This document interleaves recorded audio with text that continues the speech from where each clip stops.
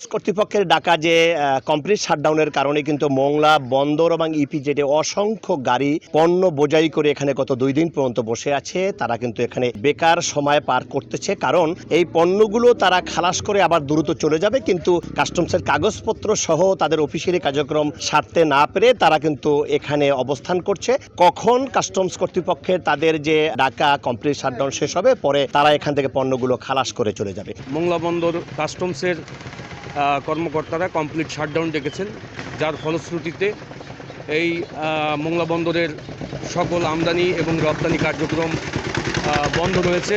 আজ পর্যন্ত আমাদের গাড়ি ইপিজেডে ঢুকলো না। কাস্টমে কি সমস্যা, ওদের কি গন্ডগোল আছে, এই কারণে আমাদের গাড়িগুলো খালি হচ্ছে না। এখানে কয়েকশো গাড়ি আছে, এই কাস্টমের সমস্যার জন্য গাড়িগুলো খালি হচ্ছে না। তবে এভাবে যদি লাগাতার চলতে থাকে তাহলে মোংলা বন্দর ইপিজেড সহ এখানে প্রায় 53টি শিল্প প্রতিষ্ঠান রয়েছে, তাদের কিন্তু বড় ধরনের ক্ষতির সম্মুখীন হবে বলে জানিয়েছে এখানকার সংশ্লিষ্টরা। ব্যবসায়ীরা এর প্রতিবাদে কিন্তু আজকের দুপুরে কিন্তু তারা মানববন্ধন পালন করেছে, তারা বিক্ষোভ করেছে। তাদের দাবি হলো যে এই মোংলা বন্দরকে অচল করার জন্য কাস্টমস কর্তৃপক্ষের একটি পক্ষ মোংলা বন্দর এবং শিল্প প্রতিষ্ঠানকে অচল করার জন্য কিন্তু তারা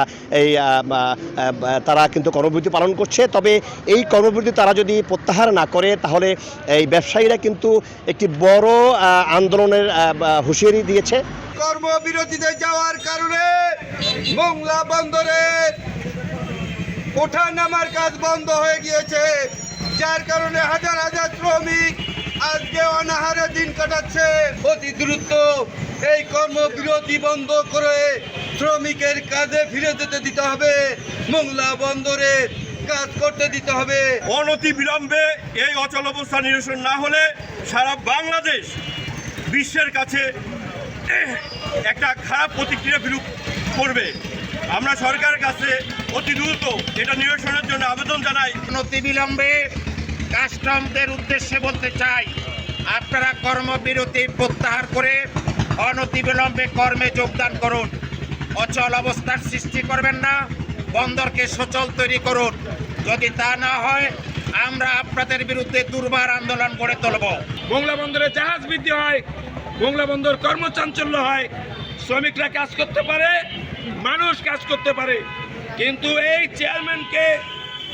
চেয়ারম্যানের কর্মকাণ্ডকে বিভ্রান্ত সৃষ্টি করে গত 2-3 মাসে এই কাস্টম 400-500 কোটি টাকা কম রেভিনিউ আদায় হয়েছে তাদের এই সমস্ত আন্দোলনের কারণে। কাস্টমসের কমপ্লিট শাটডাউনের কারণে কিন্তু এই পণ্যগুলো এখান থেকে ইম্পোর্ট এক্সপোর্ট কোনোটাই হতে পারছে না। তবে এখান থেকে যে এই কাস্টমস অফিস যে রয়েছে এখানে কোনো কর্মকর্তাকেই পাওয়া যায়নি, এবং যারা এখানে রয়েছে তারা কোনো বক্তব্য দিতে রাজি না। তবে এভাবে যদি কাস্টমস কর্তৃপক্ষের তাদের এই কর্মবিরতি যদি এভাবে চলতে থাকে তাহলে মোংলা বন্দর যে আমদানি রপ্তানি পণ্য রয়েছে এবং ইপিজেড সহ এই অঞ্চলে যে শিল্প প্রতিষ্ঠানগুলো রয়েছে সেই শিল্প প্রতিষ্ঠানের পণ্যগুলো এক্সপোর্ট বা ইম্পোর্ট অর্থাৎ আমদানি এবং রপ্তানি করতে পারবে না, এবং বড় ধরনের আর্থিক ক্ষতির সম্মুখীন হবে। কন্টিনিউ হলে কি ব্যবস্থা গ্রহণ করব সেটা আমাদের আসলে প্ল্যান করা আছে, তখন অবস্থা বুঝে ব্যবস্থা গ্রহণ করব। আর আমাদের কিন্তু বন্দরে এখনও কিন্তু একটি 7 নম্বর জেটিতে একটি জাহাজ রয়েছে, যেটি থাইল্যান্ড থেকে চিটাগং নিয়ে আসছে। এইটি অলরেডি 5000 টন কিন্তু খালাস হয়েছে, আর বাকি 2000 টনের কার্যক্রম চলছে। এটি এখান থেকে নদীযোগে ইউনাইটেড রিফাইনারিতে যাবে, তারপরে ওখান থেকে কিন্তু অর্গানের মাধ্যমে দিনাজপুরে এটি স্থানান্তর করা হবে ট্রেনের মাধ্যমে। এভাবে যদি চলতে থাকে তাহলে মোংলা বন্দর সহ এই অঞ্চলের বড় ধরনের ক্ষতির সম্মুখীন হবে বলে জানিয়েছে ব্যবসায়ীরা। মাহমুদ হাসান, সময় সংবাদ, মোংলা।